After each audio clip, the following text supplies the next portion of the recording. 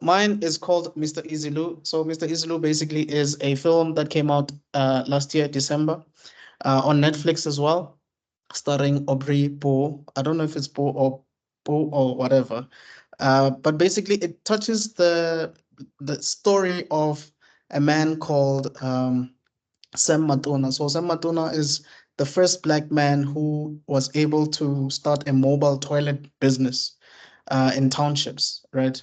So it's basically like an entrepreneurial type of movie, kind of like your Pursuit of Happiness or any movie like your Social Network, where you see someone starting from zero to making it big, right? To becoming a millionaire and so on. So it touches on a lot of things, apartheid being one of them, because this thing is based on the 80s. So you see the set, you see the costumes and everything, they fit for that area.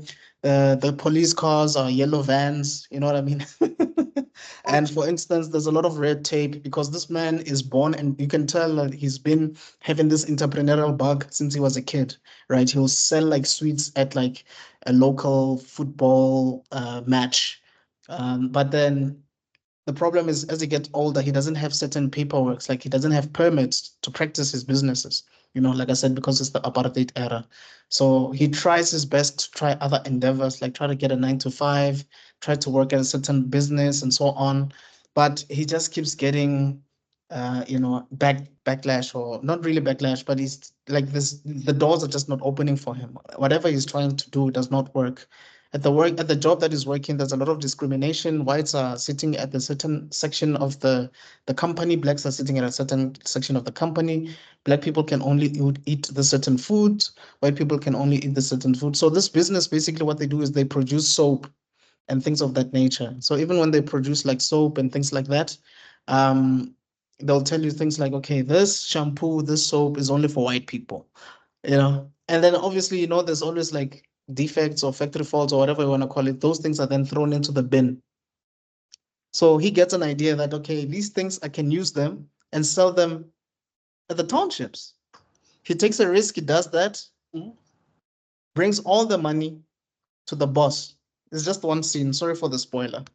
Boss looks at that and says, you're stealing from me. He gets fired.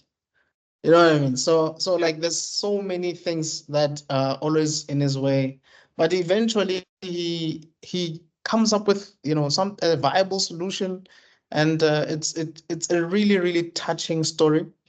There's a lot of comedic beats to it, and I think that's what shifts it away from being like this really dramatic movie to being a bit light-hearted in a sense, because he narrates the movie throughout himself.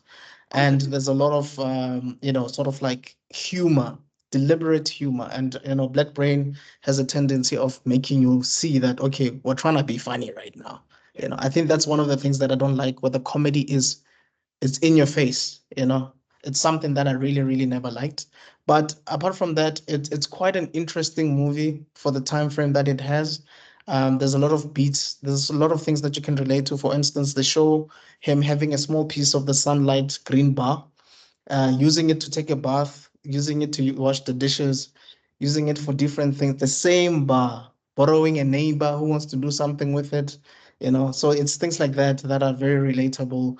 Going to a wedding, realizing that not everybody's going to be able to use the same toilet because there's a whole queue and someone really has to go because nature's calling.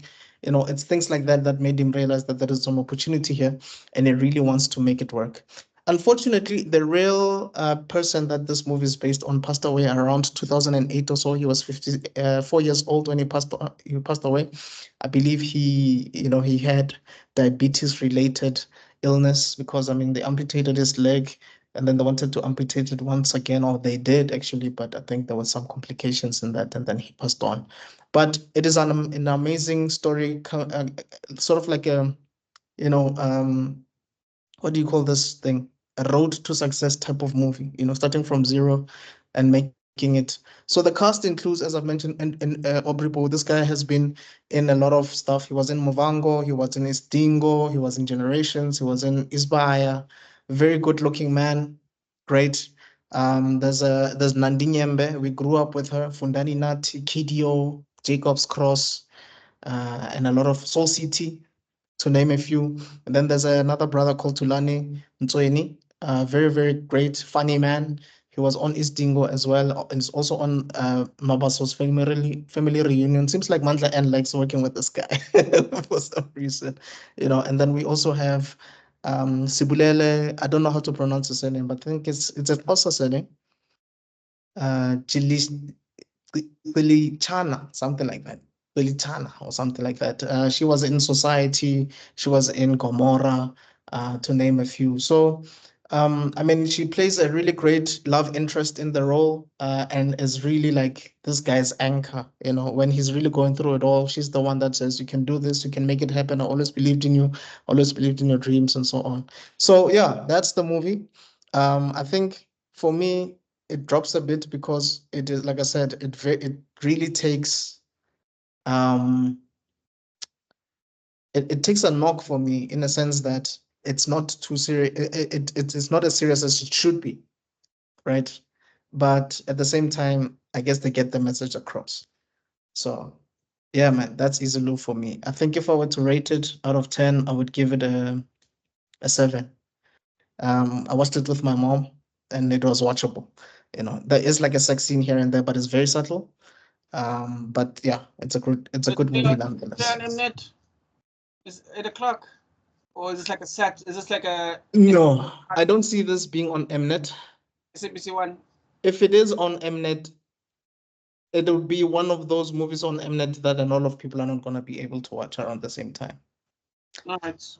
Yeah, but I see it on SABC 3. I see it on ETV. All right, Yeah. like in the what is it? There was that movie. There were those movies that played on Mnet at like 9 o'clock. The Kasi stories, like that. Like would it go That's there? ETV. That's ETV. Yeah. So, I wouldn't put it on Kasi Stories level. But let me say SABC 3, but not in the morning though. Yeah, maybe SABC 3 in the afternoon. Or SABC 1. SABC 1 in the evening. okay. I do see that happening. Yeah. All right. Yeah. But Mnet, I don't know. Because if we're talking about Mnet back in the early 2000s, Yes. right? We're not talking about Mnet like Thousands, not that separate channel. not this Mzansi way to Mzansi. No. Channel, yes, no. No, I don't see it being on Mnet because let's be honest, the demographics of Mnet at the time were not too black. So yeah, can't really put it there. Yeah. You do get some films like Tsotsi and those ones that would have broken through, but it's not one of the. It's not one of those. It wouldn't break through. Wait, if you're saying Tsotsi was there, then I think this one would deserve to be there then. If you're saying Tsotsi is there. Level of Tsotsi or what is the one with the guy from Generations? Jerusalem. See, Jerusalem. There we go. No, I would no. All right. Well, all right, cool. Good to know. Yeah. Still a Is there any? Yeah, so I advise that you should check it out just to have a look at it. I'm sure there will be a lot of things that you would nitpick on it and check out from a film standing point of view. Colors are great. The filmmaking is really great. The guys know what they're doing. Production level is fantastic. All right. Yeah. Cool.